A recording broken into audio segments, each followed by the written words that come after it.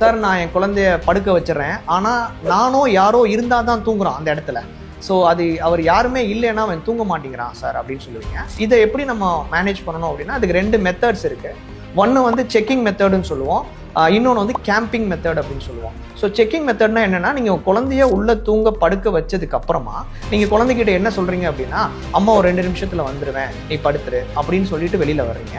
அதே மாதிரி சொன்ன மாதிரி திருப்பி 2 நிமிஷத்தில் போகிறீங்க, குழந்தைய ரீஅஷ்யூர் பண்ணுறீங்க, தட்டி கொடுக்குறீங்க, தூங்க வைக்கிறீங்க.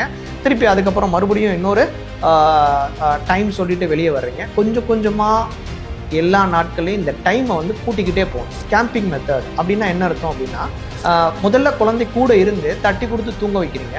அப்படி பண்ணாமல் பக்கத்தில் ஒரு சேர் போட்டு அந்த பெட்டுக்கிட்ட நீங்கள் உட்காந்துக்கிறீங்க. அப்புறம் சில நாட்கள் அந்த மாதிரி பழக்கி விட்டதுக்கப்புறம் என்ன பண்ணுறீங்கன்னா, அந்த சேரை கொஞ்சம் கொஞ்சமாக அந்த பெட்லேருந்து தள்ளி கொண்டு போட்டுட்டே இருக்கீங்க. ஒரு சமயத்தில் நீங்கள் அந்த ரூம்லேயே இல்லாமல் வெளியில் வந்துடுறீங்க. ஸோ இதுதான் வந்து கேம்பிங் மெத்தட் அப்படின்னு சொல்லுவாங்க.